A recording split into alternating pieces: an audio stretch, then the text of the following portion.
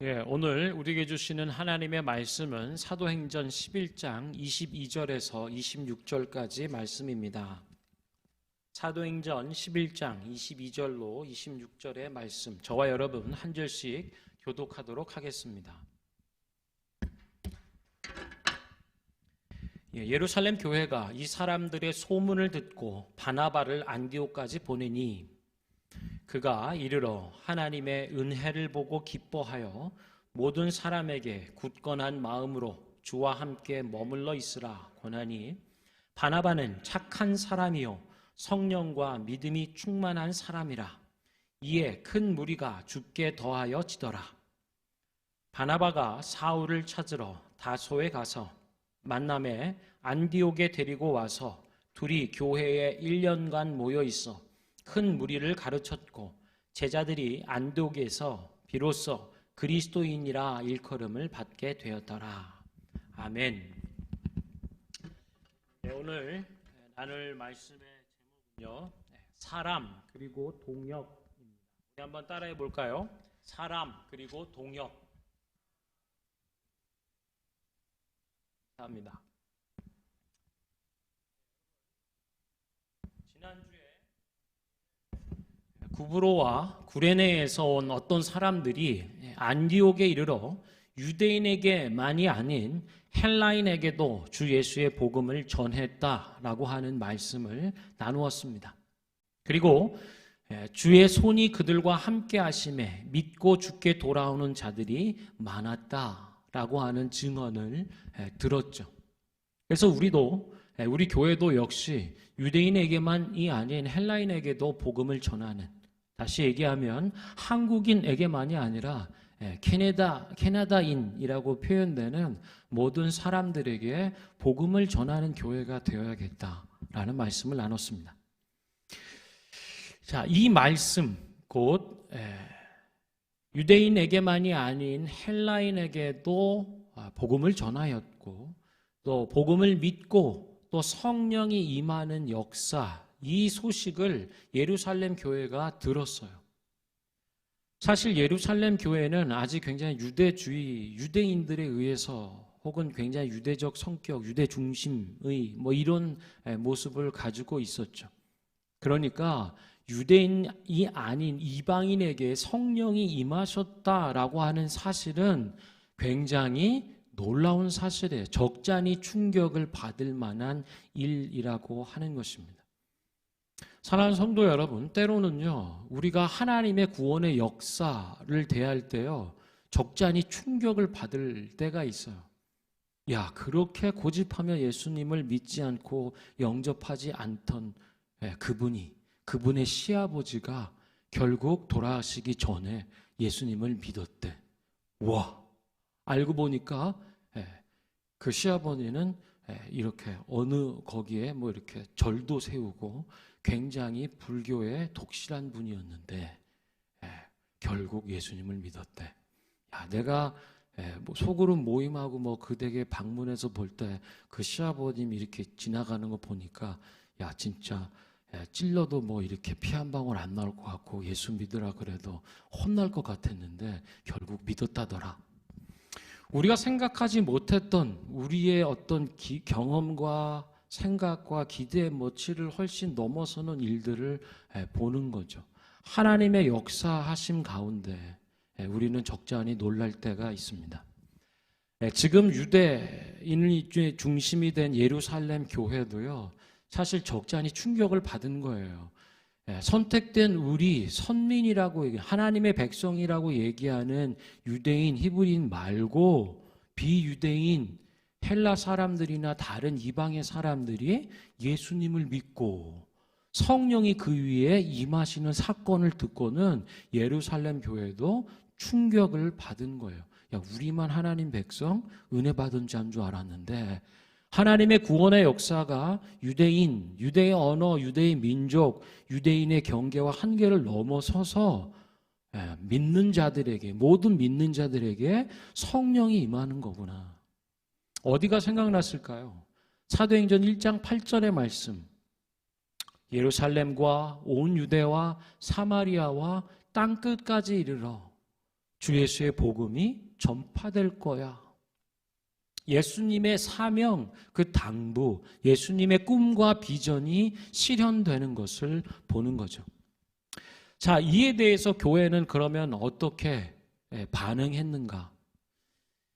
우리의 기대와 경험을 뛰어넘는 적잖이 놀라지 않을 수 없는 이 사실 앞에 여러분들은 어떻게 반응하나요? 오늘 예루살렘 교회가 어떻게 반응하는지, 무엇을 해야 되는지를 보여줍니다. 그래서 우리는 이 본문을 통해서 놀라운 하나님의 구원의 일들 앞에 우리는 어떻게 살아야 되는가, 이 일들과 이 문제와 헤쳐나가야 될 여러 가지 부분들을 어떻게 해야 되는지 보고 배울 수가 있는 거죠. 교회의 반응은 뭐였는가? 예루살렘 교회의 반응은 한번 따라해 보시겠어요? 사람, 그리고 동역. 결론적으로 말씀드리면 교회는요, 사람을 세우는 일을 했다. 그리고 세워진 그 사람들은 서로 동역했다입니다. 그렇게 함으로써 교회는 성장하고요, 비로소 그들을 향하여 그리스도인, 그리스도의 사람, 예수 그리스도를 주인으로 모시고 믿고 따르며 살아가는 사람이다라는 칭호를 받게 되는 거예요. 여러분, 교회는 건물이 아니잖아요. 뭐죠? 사람이죠. 구원받은 사람들의 모임, 곧 구원받은 사람, 저와 여러분들이 바로 교회입니다. 그래서 교회, 하나님의 사명을 이룰 하나님의 유일한 소망이고 대안이 되는 그 교회. 그래서 교회는 사람을 세울 수밖에 없어요. 예수님이 오셔서 하신 일은 12제자를 세워놓는 일밖에 없었습니다. 그리고 십자가와 부활의 일들과 승천하여 가셨죠. 남겨져 있는 12명 혹은 예수님으로부터 세움받은 그 사람들을 통하여 예수님의 꿈, 예수님의 비전이 실현된다라고 하는 거예요. 옆에 계신 분들하고 한번 인사해 보세요. 당신이 예수님의 꿈입니다. 안 믿겨지죠? 옆에 계신 분을 보거나 나를 볼 때 안 믿겨지지 않나요? 사실 얼마나 어마어마하고 엄청난 일입니까? 우리의 생각과 기대를 훨씬 뛰어넘는 하나님의 놀라우심을 보는 거죠. 하나님이 날 기억하고 아실 뿐 아니라 사랑하시고 내가 그분의 꿈이 되게 하신다라는 사실 앞에 감격하는, 감사하는 저와 여러분, 우리 교회 되기를 소망합니다. 다시 한번 인사할까요? 옆에 분을 한번 찬찬히 보세요. 정말로 꿈이 되겠나? 야, 이거 꿈 되겠냐? 이거. 이 말은요, 우리의 생각과 기대와 경험을 뛰어넘는 거예요. 우리 지식과 어떤 가능성의 한계를 뛰어넘는 하나님의 말씀입니다.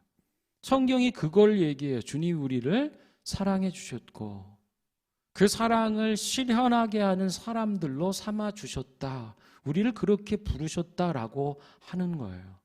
자, 옆에 계신 분들 얼굴 한번 보고 눈을 질끈 감으시고요. 우리는 하나님의 꿈입니다. 못 믿겠으면 그냥 눈을 감으세요. 감으시고 대신에 하나님의 말씀을 선언해 주시라 하는 것입니다. 아멘. 우리가 예수님의 꿈이고 그 꿈을 이룰 사람들이라고 하는 거예요.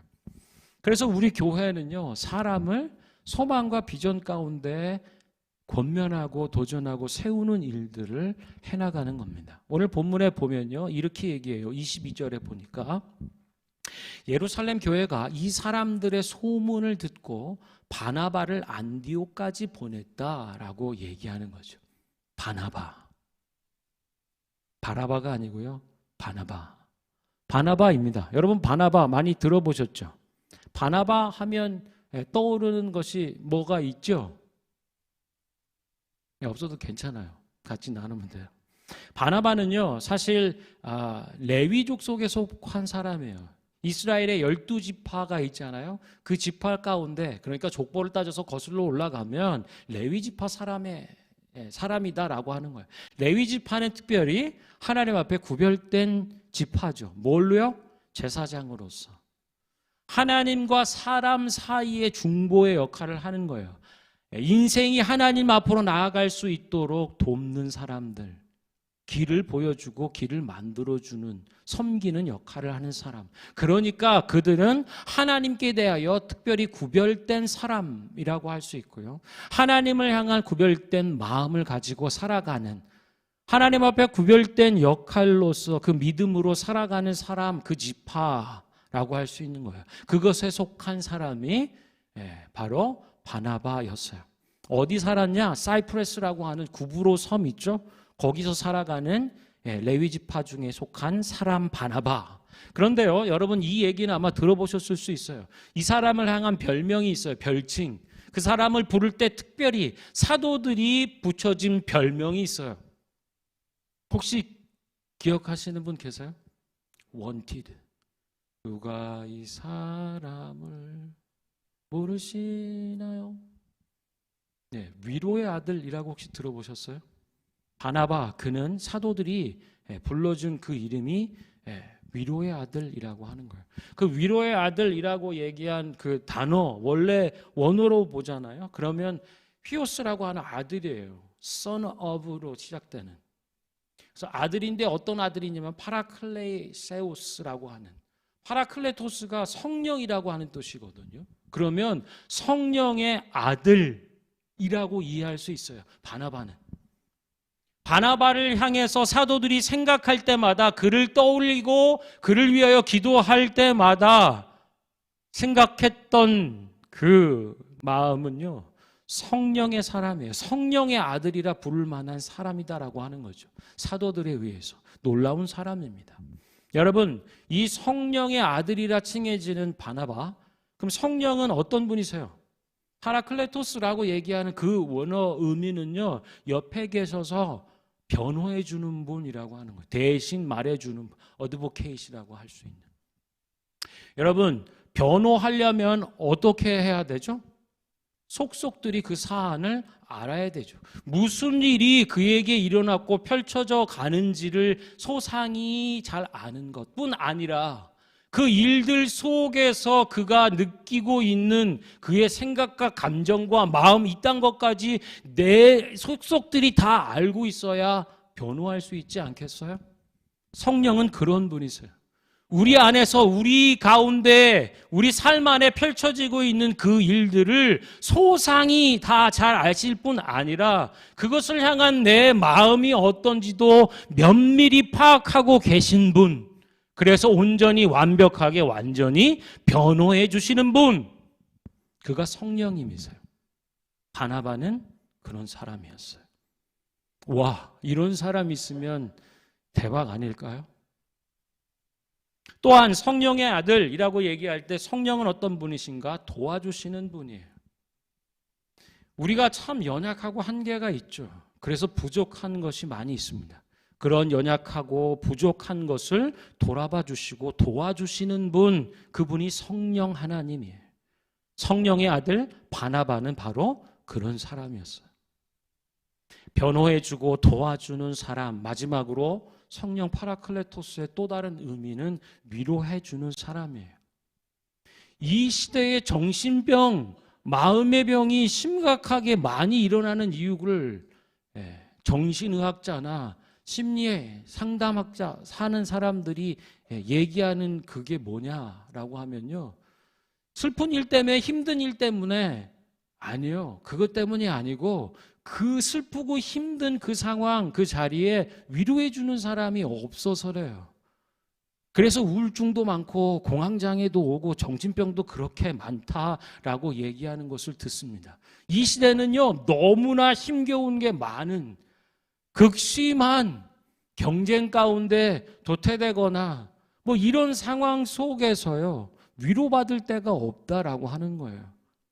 그런데 성령님은 어떤 분이신가라고 하면 위로해 주시는 분이에요. 우리를 위로해 주시는 분. 바나바는 어떤 사람인가? 위로해 주는 사람이었대요. 그래서 성령의 아들이라는 별명을 갖는 이 바나바는 변호해 주는 사람이요, 도와주는 사람이요, 위로해 주는 사람이었다라고 얘기할 수 있어요.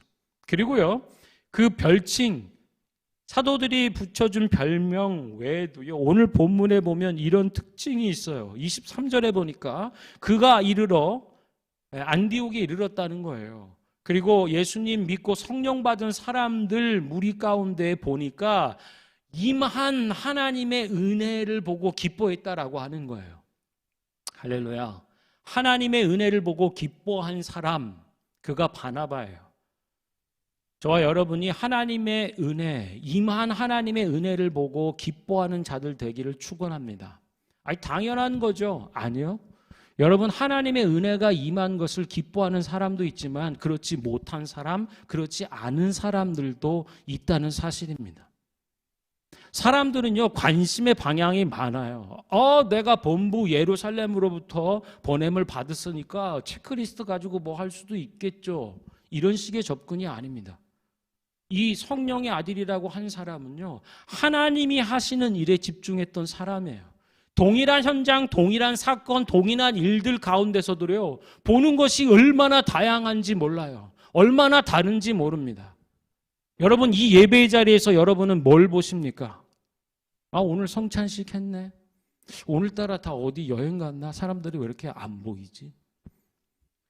본 것들, 예배당 나가면서 아마 설문으로 보면 얼마나 다양하고 많은 것들을 얘기할지 모르겠어요. 틀렸다는 것이 아닙니다. 우리의 관심과 마음을 사로잡고 있는 그 중심이 무엇인가를 봐야 하죠. 바나바는 그런 중심을 가진 사람이에요.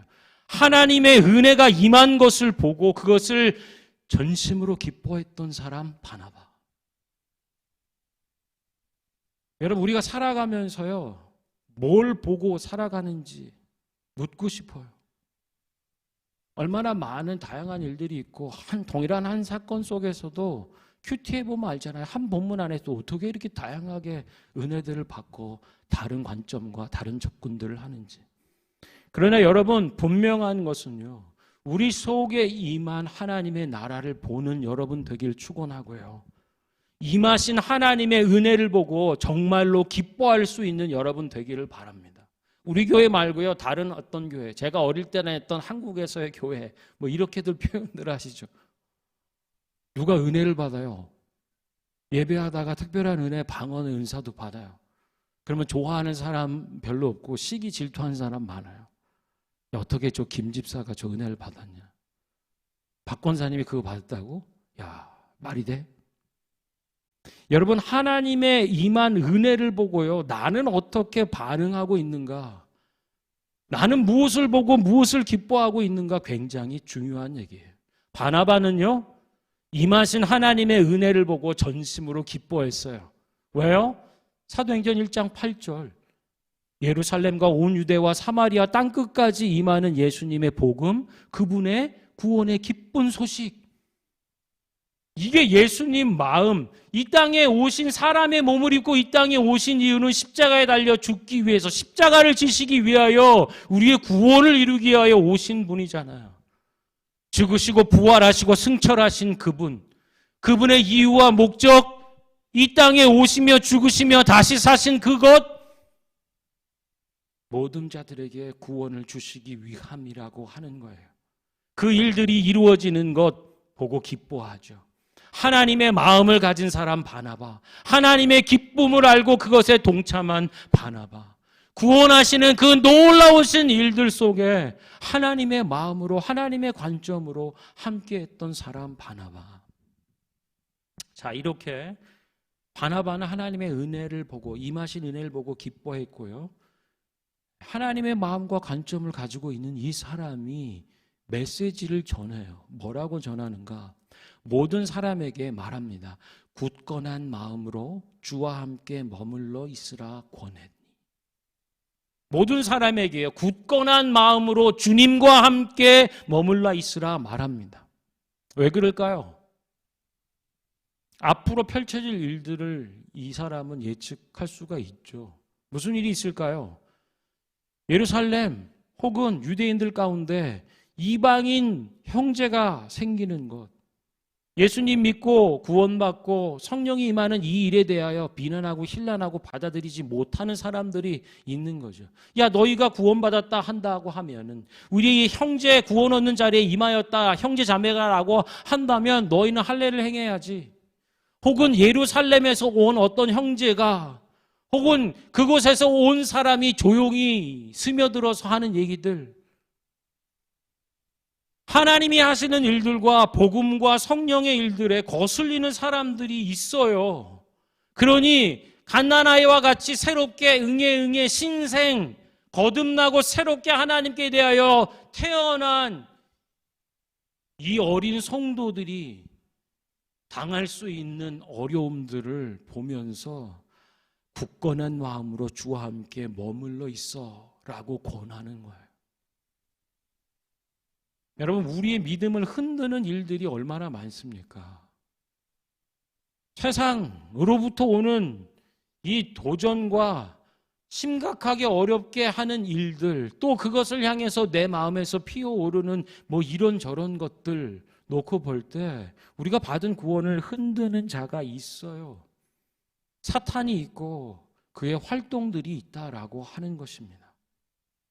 그래서 성경을 말씀하고 있는 거예요. 은혜 받은 자들에게 굳건한 마음으로 주님과 함께 머물러 계십시오. 흔들리지 마시라. 자, 이렇게 하면서요, 바나바에 대해서 또 세 가지로 얘기해 줘요. 24절에 보니까 바나바는 착한 사람이요, 성령과 믿음이 충만한 사람이다. 성령 충만한 사람, 믿음 충만한 사람, 착한 사람. 여러분, 제가요, 여러분에게 칭찬을 하는데 어떤 칭찬의 말이 제일 좋은지 한번 누가 해볼까요? 배동진 집사님? 자리에서 잠깐 한번 일어나 주실래요? 배동진 집사님은 진짜 똑똑한 사람이에요. 자, 이게 1번. 어떤 게 제일 마음에 드는지 한번 얘기해 보세요. 2번, 배동진 집사님은 똑똑하다 얘기죠. 잘생긴 분이세요. 우리 교회 제일 멋쟁이에요. 패션 리더. 2번. 자, 3번. 배동진 집사님은 진짜 착한 사람. 집사님 몇 번이 제일 마음에 드세요? 1번이요? 똑똑한 사람, 지식 있고 지혜로운 인텔리전트. 네. 혹시 3번은 싫으세요? 착한 사람? 그래도 1번이 좋고, 두 번째로 좋은 건 패션 리더, 잘생긴. 3번. 그러면 우리 옆에 와이프 되신 정승현 집사님은 남편이 어떤 칭찬을 받을 때 와이프로서 제일 좋으세요? 2번이요? 1, 2번이요? 제가 모르겠어요.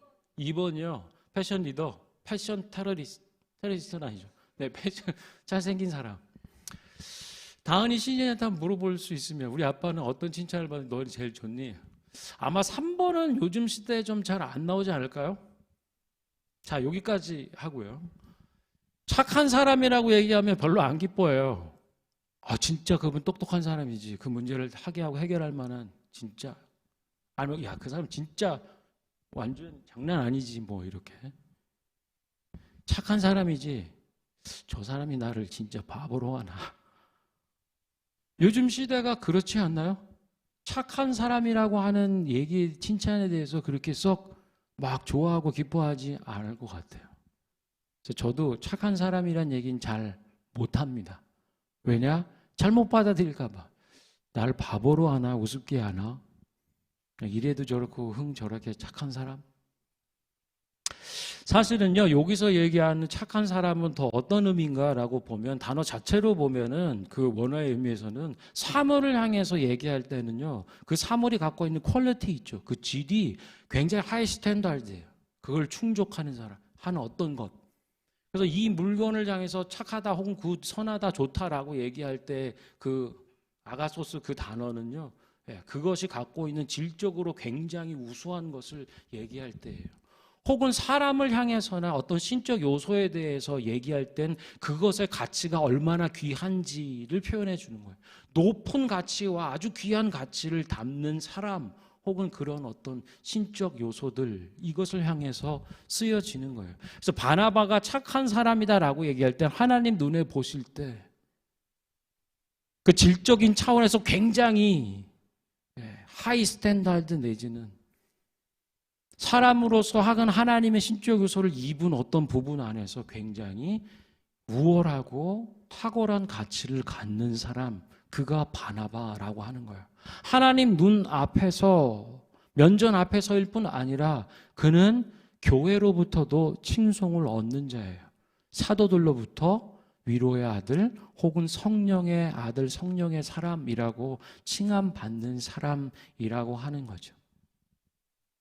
저는 저와 여러분이, 그리고 우리 교회, 그리고 다음 세대 자녀들이 하나님과 사람 앞에 이렇게 착한 사람이다 칭송받는 사람 되기를 축원합니다. 왜냐고요? 이 착한 사람으로 말미암아 큰 무리가 죽게 더하여지더라라고 얘기하는 거예요. 믿는 자들의 수가 많아지기 위해서는 착한 사람이 필요한 거죠. 착한 사람, 은혜 받을 뿐 아니라 성령 충만할 뿐 아니라 믿음의 사람일 뿐 아니라 착한 사람이어야 해요. 어디 가서든지 모두에게 환영받을 수 있는 사람, 모두가 그가 오면 기뻐하는 사람, 심지어 착하지 않은 나쁜 사람들도요, 착한 사람을 원해요. 자기 조직의 부하 직원을 뽑을 때 악당이 악당을 뽑고 싶어 하나요? 정말 핵심적 중요한 일을 할 때는 나쁜 놈 뽑았다는 큰일 나는 거죠. 착한 사람 뽑기를 원하죠. 세상은 모두 다 착한 사람에 목말라 있어요. 그런데 세상은 이 하나님의 착한 사람이라고 하는 부분의 가치를 많이 훼손하고 떨어뜨려 놨죠.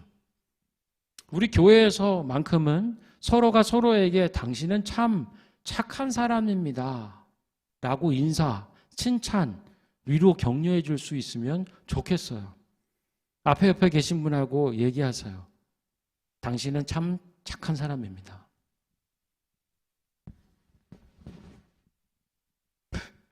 여기 앞에 있으면 얼굴이 다 보이거든요. 남편이 아내를 향해서 당신은 참 착한 사람입니다. 착한 사람이에요. 하나님 앞에 그렇게 되기를 더욱 축원하고요. 바나바는 이렇게 하나님과 사람, 교회 앞에 착한 사람이었어요. 그리고 또한 믿음의 사람이었어요. 믿음의 사람, 믿음으로 산다는 것은 여러분 어떤 의미일까요? 어떤 사람이 어떤 삶을 우리가 믿음의 사람, 믿음으로 사는 삶이라고 할 수 있을까요? 저는 생각나는 장면, 사람들이 있어요. 여러분 우리가 신약 통독을 하고 있는데 요한복음을 지나고 있는데요. 요한복음에 보면 가나 혼인잔치가 있죠. 예수님의 첫 번째 기적을 베푼 장소입니다. 혼인잔치에 포도주가 떨어졌어요. 포도주는 기쁨이에요. 즐거움이에요. 근데 그것이 다한 거죠. 그래서 예수님의 어머니가 아이고 야 큰일 났네. 낭패네. 혼인잔치집에 포도주가 떨어지면 안 되잖아요. 예수님한테 얘기하는 거죠. 뭐 이렇게 저렇게 얘기하시다가 결국은 이제 예수님이 거기에 관여를 하시죠. 개입을 하셔서. 그래서 이제 정결례를 따라 이렇게 항아리, 손 씻고 발 씻는 물 그 항아리에서 예수님이 하인들을 보고 그 물을 떠다가 연회장에 갖다 주라는 거예요. 그리고 떠서 갖다 줬더니 연회장이 그것을 맛보고 뭐라고 얘기하냐면 벨이 그 이전껏 내었던 것보다 지금 게 더 극상 훌륭한 품질의 포도주구나. 보통 사람들이 처음엔 좋은 거 내놓고 사람들이 적당히 취하면 좀 낮은 걸 내는데 여기는 어떻게 바뀌었냐? 이렇게 극상에 좋은 포도주를 지금 내다니. 뭐 이런 거예요. 그리고는 사람들이 이 포도주가 어디서 왔는지를 잘 모르는 거예요. 그러나 성경은 이렇게 얘기해요. 그 물을 떠다 온 하인들은 알더라. 그 하인들은 알아요. 그런데 여러분 한번 생각해 보세요. 하인들이 뭘 하죠? 수종 드는 사람이잖아요. 시종을 들잖아요. 그럼 손 닦거나 발 닦고 이제 들어와야 되는 이런 정결의 부분을 섬기고 뭐 이렇게 지휘 뭐 하는 사람들이잖아요. 거기에 뭐가 담겨 있는지 알잖아요. 근데 그거를 떠다가 갖다가 주라고 하면 싸다고 맞지 않겠어요? 술 취한 사람이 야, 이거 뭐 이걸 나를 술 취한 걸로 하나? 누가 이렇게 깨끗한 물을 혹은 뭐 나에게 주셨습니까? 이렇게 갖춰서 얘기할 술 취한 사람들이 어디 있겠어요? 하인들 입장에서 보면 되게 본인들도 이해나 납득이 안 가는 상황의 일들을 지금 맞닥뜨린 거죠. 아니, 저 물을 떠다가 갖다 주라 그러면 물사대기 맞는 건 나지 당신인가? 욕 사발로 안 먹으면 다행이지. 뭐 그런 생각이 들지 않겠어요? 그런데 하인들은 순종했다는 거예요. 믿음의 삶이라는 거예요. 자기의 경험, 자기의 지식, 자기가 아는 것, 이것을 뛰어넘는 일들을 행해요. 믿음으로 순종하는 거죠. 어떻게 이 순종을 하는가? 믿음으로 하는 거예요. 예수님이 하라 하셨으니까. 그래서요, 믿음의 사람은 뭐냐? 머리로는 이해 불가한 일들에 대하여 순종하는 거예요. 자기의 지식, 자기의 경험, 자기가 아는 것들, 그리고 뭐 그렇게 돼야지 않나 뭐 하고 있는 뭐 자기의 방향들, 뭐 이런 거 있잖아요. 이런 것을 뛰어넘는 순종. 그게 믿음으로 사는 삶이죠. 바나바가 그런 사람이었다는 거예요. 이방인에게 성령이 임했다고? 그러나 가는 거죠. 현장에 가서 이루어진 일들을 보고 기뻐하는 것입니다. 그리고 얘기하죠. 믿음이란 뭐냐? 히브리서에서 얘기하고 있죠. 믿음이란 보지 못하는 것들의 증거야. 바라는 것들의 실상이야. 보지 못하는 것들의 증거로서 내놓을 수 있는 게 믿음이라고 하는 거예요. 보이지 않는 것들을 향하여 증거처럼 살아갈 수 있는 것, 믿음이라는 거죠. 내가 바라고 우리가 바라는 그 바람의 실체가 바로 믿음이라고 얘기해 주는 거예요. 그런 사람이 바로 바나바였다는 거예요. 그럼 성령 충만한 사람, 성령의 사람은 뭐냐? 바로 이 믿음을 주시는 성령으로 충만하다는 거예요. 왜요? 믿음은 하나님의 선물이라. 하나님 그 성령님께서 우리에게 주시는 선물인 거죠. 그래서요, 착한 사람, 믿음의 사람, 성령의 사람.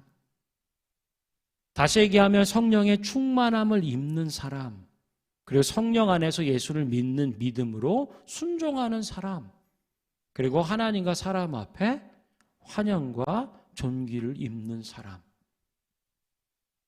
그가 바로 바나바. 그래서 이런 사람이 있을 때 믿는 자, 큰 무리가 죽게 돌아오고 더해지는 역사가 있는 거예요. 여러분, 착한 사람 되시길 바랍니다. 아멘. 믿음의 사람 되시기를 축원합니다. 성령의 사람 되시기를 축원합니다. 자, 교회는요, 하나님의 구원의 역사 앞에 사람 세우는 일을 했어요. 그를 보냈어요.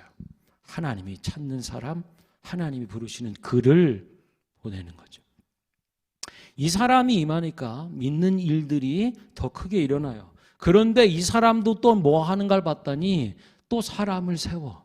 그리고 그와 동역을 하는 거예요. 자, 25절에 보니까요. 같이 한번 읽어볼까요? 시작. 바나바가 사울을 찾으러 다소에 가서, 바나바가요, 이 믿는 일들을 실행하면서 했던 일은 뭐냐라고 보니까 사울을 데리고 오는 일이에요. 사울을 세우는 일이에요. 여러분, 사울은 지금 은혜 체험 이후에 우리가 살펴본 사도행전 뭐 6장이나 뭐 7장, 8장, 5장 뭐 그 어간에서 이렇게 부름받은 이후에 따로 하나님 앞에서 시간을 가져요. 바나바는 이제 그를 하나님의 사역으로 초대하는 거예요. 다소라는 지역까지 가서 다소에 있는 사울을 찾아갑니다. 그때 생각하는 거죠. 바나바는, 자, 언어, 유대인의 언어, 유대인의 문화, 이 경계를 뛰어넘을 수 있는 사람이 누구지? 하나님의 구원의 역사가 이방인들에게도 물같이 임하는, 폭포수처럼 막 임하는 이 사역의 적임자가 누굴까 하는 거죠. 언어 문화에 능통하는, 바이링구얼한, 혹은 양날 검과 같은 한쪽의 검만이 아니라 더블 엣지 솔, 양날 검과 같은 사람이 누구냐? 유대적이면서도 헬라적이고 헬라적이면서 유대적인 사람. 그를 찾는 거죠. 유대인의 한계를 극복하며 이방인의 사역을 적극적으로 이룰 수 있는 사람, 그 사람을 찾는 거예요. 우리식으로 얘기하면 누굴까요?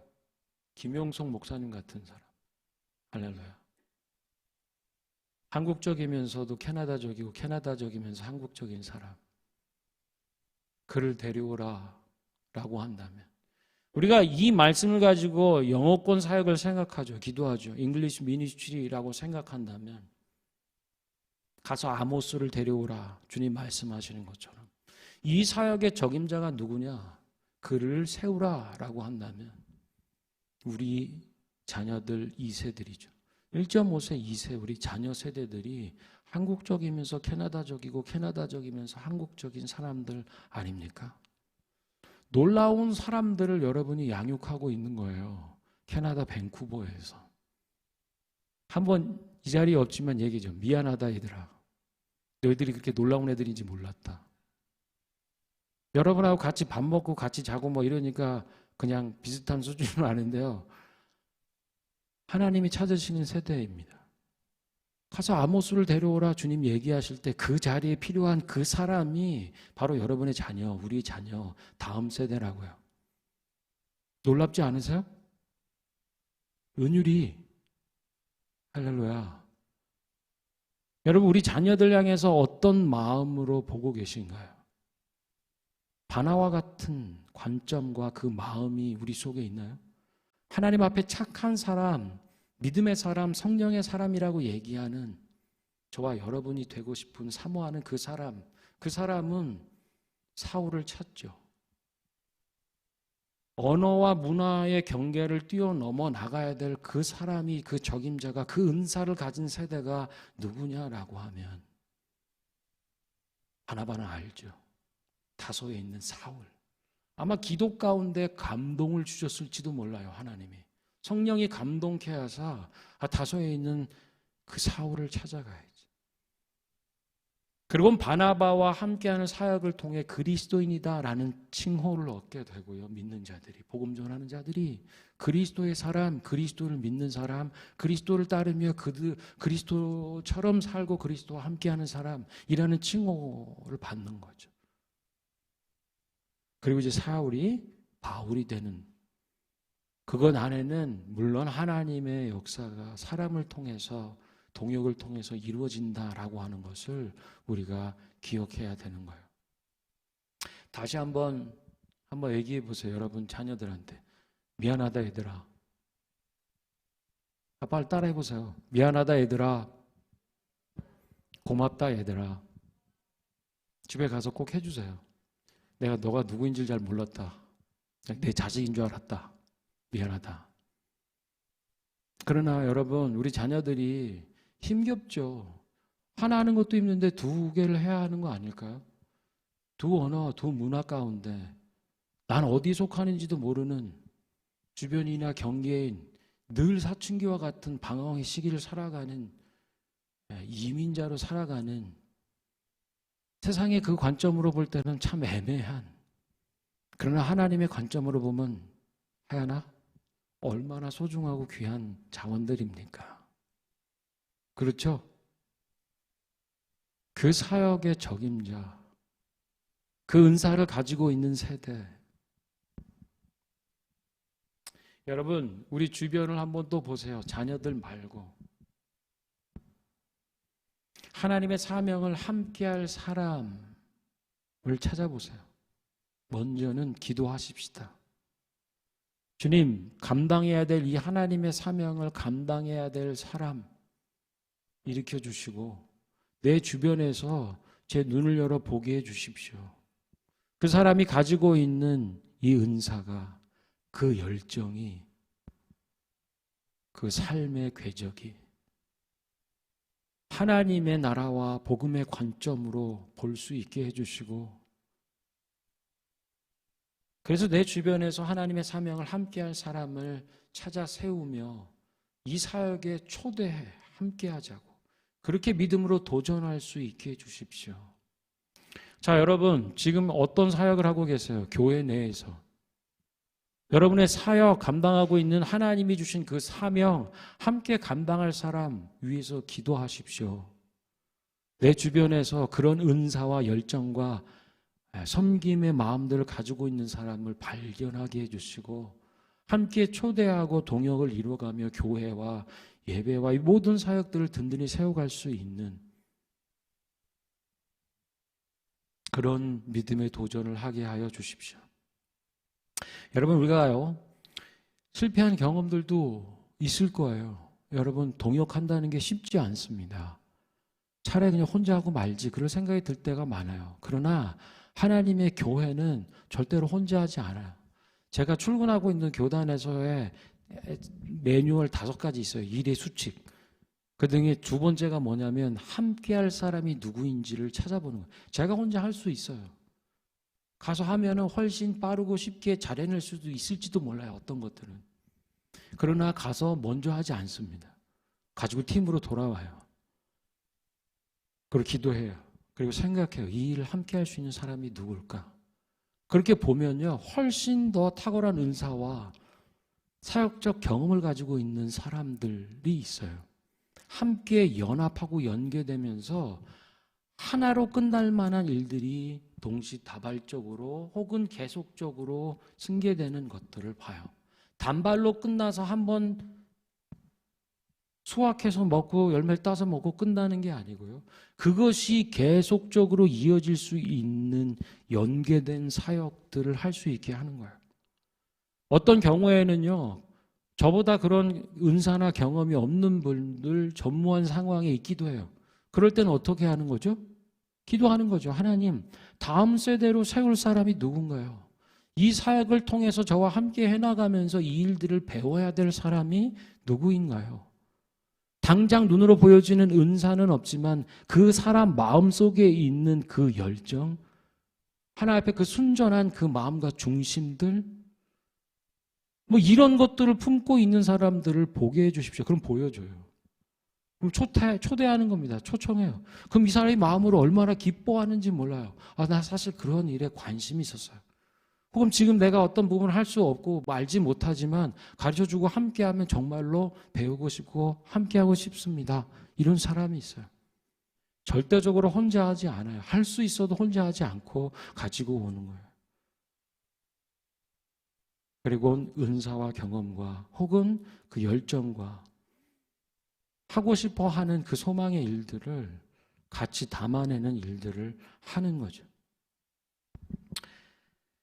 여러분, 하다 보면 예수님도 씨 뿌리는 비유 가운데요. 어떤 것은 돌짝밭에, 어떤 거는 길가에, 어떤 거는 막 덤불 숲에, 그리고 와가지고 막 새가 다 가져가 먹어보거나 햇빛을 받을 수 없어서 음의 기운 가운데 다 죽어버리거나 뭐 어디로 간지도 모르게.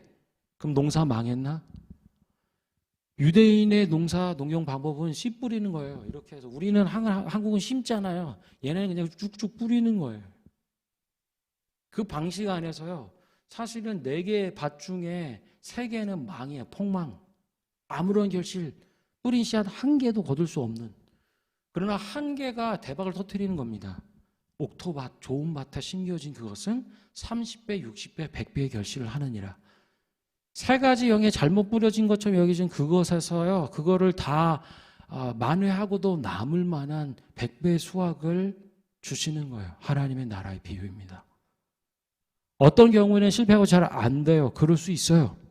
그러나 실패했다고 나서 다시 도전하기를 주저하면 안 돼요. 그거 너무 트라우마야. 아니요. 하나님의 나라는 그런 게 아니고요. 하나님 세우신 사람 안에서 동역을 끊임없이 이뤄가게끔 하십니다. 동역과 팀 사역을 결코 포기해서는 안 돼요.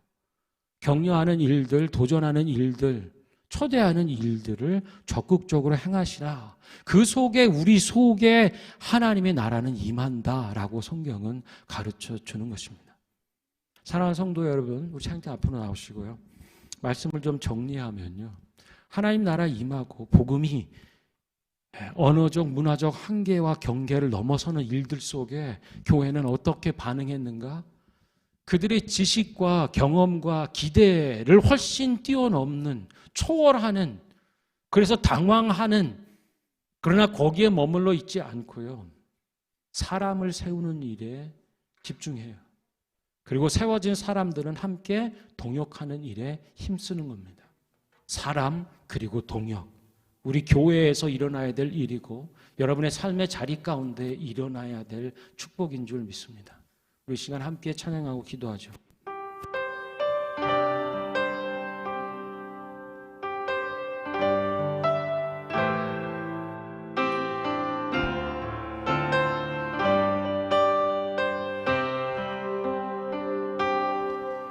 우리에겐 소원이 하나인데 주님 다시 오실 그날까지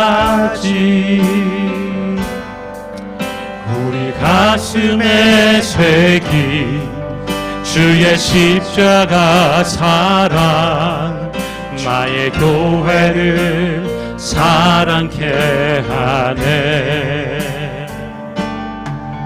주의 교회를 향한 우리 마음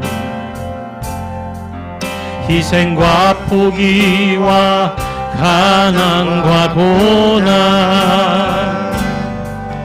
하물며 죽음조차 우릴 막을 수 없네.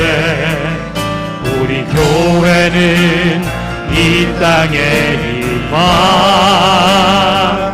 교회를 교회되게 예배 되게 우리를 사용하소서. 진정한 부흥의 날 오늘 임하도록 우리를 사용하소서. 다시 한번 우리에겐 소원이 하나 있네. 주님 다시 오실 그때까지 주님 다시 오실 그날까지 우리 가슴에 새긴 주의 십자가 사랑 나의 교회를 사랑케 하네. 주의 교회를 향한 우리의 마음 주의 교회를 향한 우리 마음 희생과 포기와 가난과 고난 희생과 포기와 가난과 고난 하물며 죽음조차 우릴 막을 수 없네. 우리 교회는 이 땅의 희망. 아멘. 교회를 교회되게 예배 되게 우릴 사용하소서. 진정한 부흥의 날 오늘 임하도록 우릴 사용하소. 성령 안에 예배하리라. 성령 안에 예배하리라. 자유의 마음으로 사랑으로 역사하리라. 사랑으로 사역하리라. 교회는 생명이니 교회를 교회되게 예배 되게 우리 사용하소서. 진정한 부흥의 날 오늘 임하도록 우릴 사용하소서.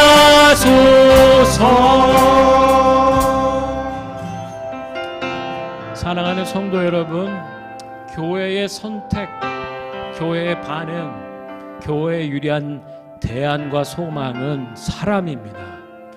바로 저와 여러분, 우리 교회, 우리 다음 세대 자녀들인 줄 믿으시길 바랍니다. 그리고 그 안에서 이루어지는 아름답게 피어나는 동역, 팀 사역, 하나님이 주신 은사를 쫓아, 주시는 그 마음의 소원함을 쫓아 사람을 세우고 격려하고 함께 그 일들을 추구하며 이루어가는 그 동역, 그것이 바로 교회의 본질적 관계이고 사명인 줄 믿습니다. 이 일을 위하여 주님 우리를 부르셨고 우리를 세우시고 우리로 함께 일하게 하십니다. 주님이 함께 우리와 일하시니 우리도 일하고 사람을 세우며 격려하고 축복하며 일으키는 하나님의 그 동역, 삼위일체의 그 비밀, 우리라고 표현되는 하나됨의 비전으로 나아가길 원하는 것입니다. 우리 이 시간에 기도할 때 주님, 사람을 세워주십시오. 나를 세워주시고 우리를 세워주시옵소서. 동역하게 하여 주시고 하나님의 귀한 아름다운 일들을 이루어가게 하여 주옵소서. 함께 기도하겠습니다. 교회를 교회되게, 예배를 예배되게, 우리를 사용하소서. 진정한 부흥의 날 오늘 임하도록 우리를 사용하소서. 교회를 교회되게, 예배 예배되게, 우리를 사용하소서. 진정한 부흥의 날 오늘 임하도록